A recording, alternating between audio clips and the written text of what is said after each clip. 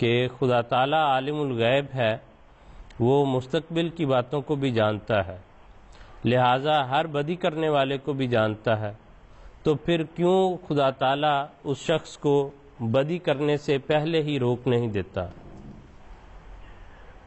جی، بات یہ ہے کہ یہ دنیا دراصل ایک امتحان کا مقام ہے۔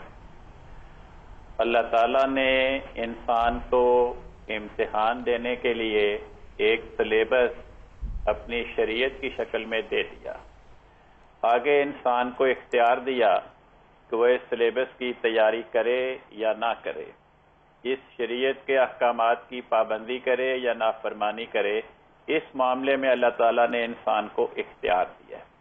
اس لیے اگر کوئی انسان اس امتحان کے مقام میں بدی کر رہا ہے تو یہ چونکہ امتحان کا مقام ہے، اس لیے اللہ تعالیٰ زبردستی اس بدی کرنے والے کو بدی کے فعل سے روکتا نہیں۔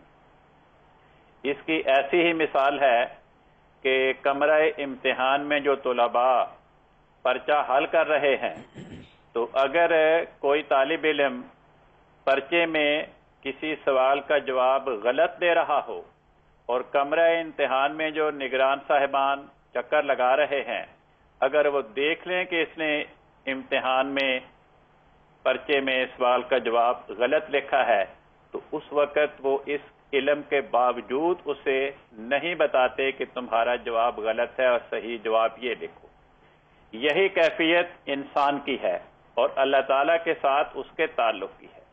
تو انسان کو خدا تعالیٰ نے اختیار دیا، لیکن اختیار دینے کے ساتھ ہی اس کو شریعت کی تعلیم دے دی کہ یہ شریعت ہے، یہ کام تم نے کرنا ہے، یہ کام تم نے نہیں کرنا، یہ اچھے کام ہیں، یہ برے کام ہیں، آگے اس کو اختیار دیا۔